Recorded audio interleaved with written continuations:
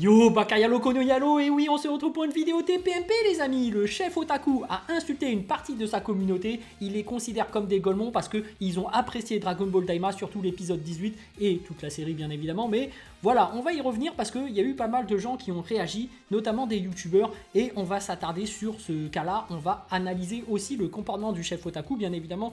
C'est une théorie par rapport à une interprétation de ce que je vois du chef Otaku, mais voilà. Avant de commencer, évidemment, surtout pas d'insultes, pas de menaces de mort. Vous savez que c'est un sujet tendu. Évidemment, dans notre chaîne, on accepte les avis des autres. Et surtout, voilà, nous, on ne se met pas à insulter les autres. On respecte les gens. Et puis c'est tout. Bon, on va analyser un peu ce qui se passe sur Internet, évidemment, parce que voilà, le chef Otaku a lancé des trucs. Et première réaction, bon, hop, je vais me décaler. On a Vega Uriei, petit youtubeur.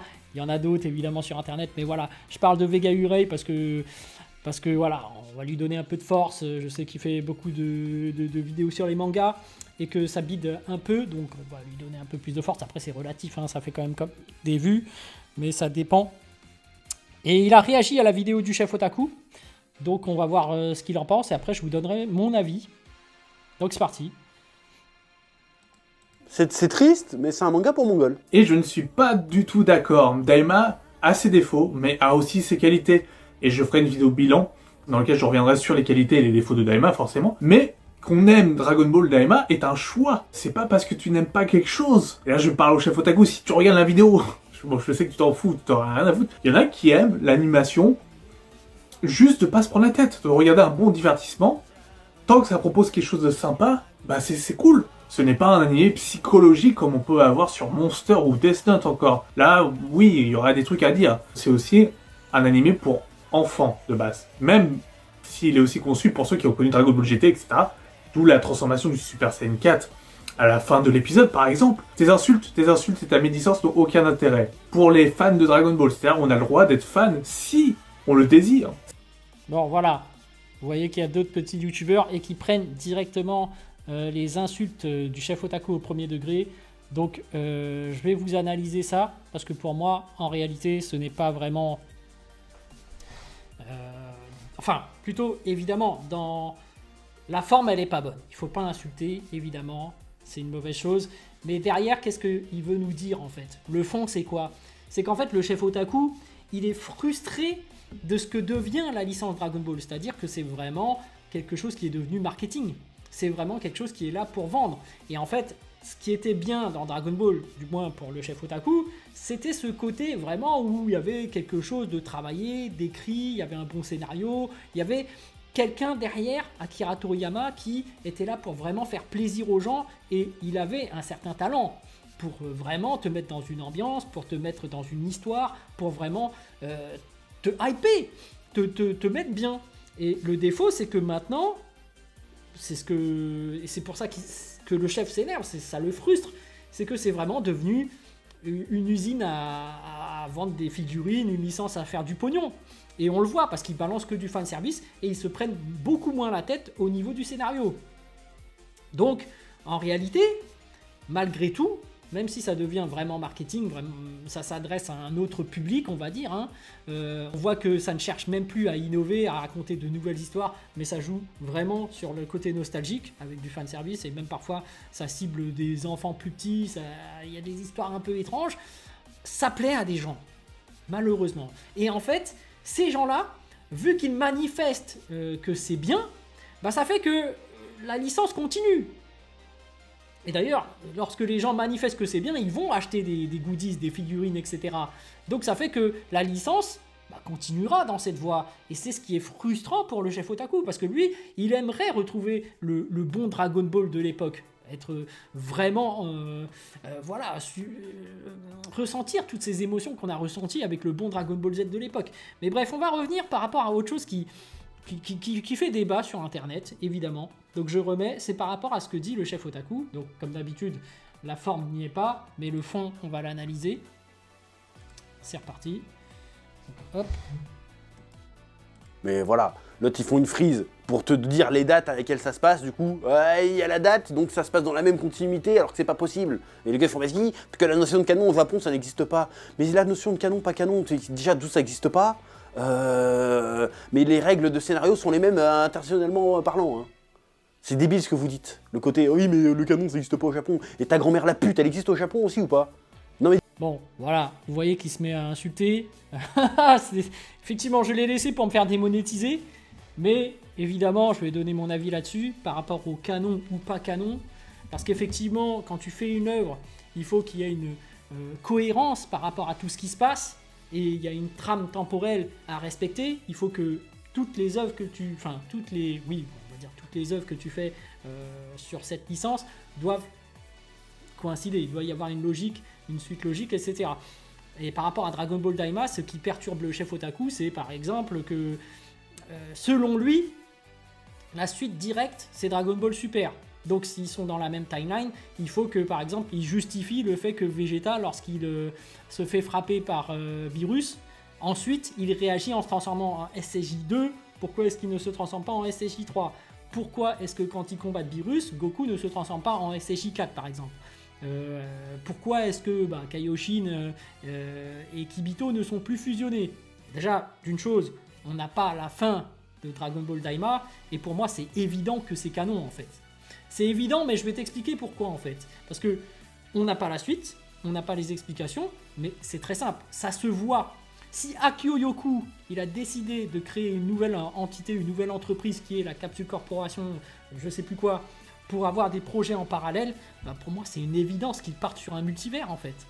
Et le fait que lorsqu'ils partent sur un multivers, c'est canon ou pas, bien évidemment que c'est canon. Mais c'est juste que tu as anticipé en pensant que Dragon Ball Super était la suite directe de Dragon Ball Daima, mais qu'est-ce qui te fait dire que c'est pas dans une autre timeline? Qu'est-ce qui fait que ce n'est pas une dimension? Et pour moi, vu que la licence prend de l'ampleur et qu'en plus l'auteur est décédé, c'est évident qu'ils vont partir sur un multivers. C'est un peu comme la licence Marvel en fait. Plus tu grandis, plus tu as un public. Tu veux toucher tout type de public, tu peux partir et ouvrir des branches parallèles pour pouvoir avec précision cibler une particularité de public, et d'un autre côté pour cela et d'un autre côté pour cela.